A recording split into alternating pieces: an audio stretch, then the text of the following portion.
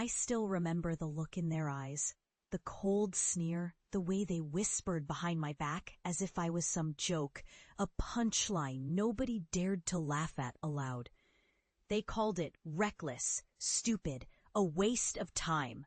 My family, my own blood, told me I was embarrassing us all. They laughed when I said I'd become a painter, as if colors and canvases were some childish fantasy. They scoffed at my dream of designing games, treating it like some pipe dream for a naive kid. They told me I'd never make it, that I was destined for mediocrity, that I was deluded, and for years I swallowed their words, buried my hopes beneath a mountain of doubt. But I refused to let their voices be the final chapter. Every rejection, every failed attempt, every sarcastic comment fueled my fire. I left home with nothing but a battered backpack, sketch pads, a laptop, and a burning desire to prove them wrong. The road was brutal. Endless nights staring at blank screens, months of unpaid work, rejection after rejection. I struggled to make ends meet, sleeping on floors, eating ramen for fuel. They told me I was wasting my life. I told myself I'd rather die trying than live a lie. And then, piece by piece, I built my empire. Colors turned into paintings that drew crowds. Lines of code became immersive worlds, loved by millions.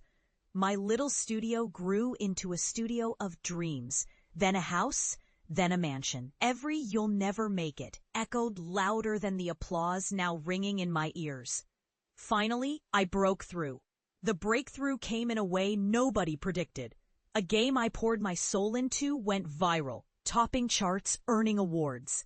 My paintings sold for thousands, praised in galleries I once thought were out of reach. I became what I dared to dream, something I once thought was impossible for someone like me. But that's not why I came back. It's not about the fame or the money. It's about reclaiming what was stolen from me, my dignity, my purpose, my voice. Today, I walk through the very town that once rejected me, carrying the weight of years burned into my skin. They see the fancy car, the tailored suit, the art on my walls, yet they don't recognize the man I am now. Not until I step inside that house they once called home, and I see their stunned, silent faces. They thought I'd be nothing, that I'd fade into obscurity like a foolish child chasing fantasies. But I'm standing tall with my masterpiece in hand, a symbol of every struggle, every tear, every moment I fought to survive. I place the canvas on the living room wall.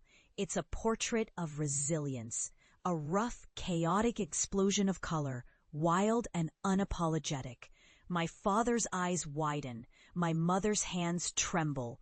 They see it, the truth I fought so hard to reveal, that my ridiculous dream was never a joke. It was my destiny. I look at them, finally seeing them as they are, weak, scared, shocked, and yet somehow humbled.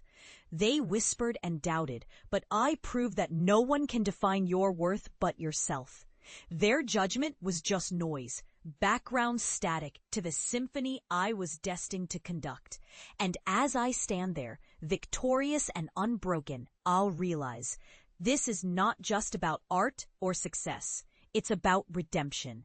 It's about showing the world, and most of all myself, that I was never the fool.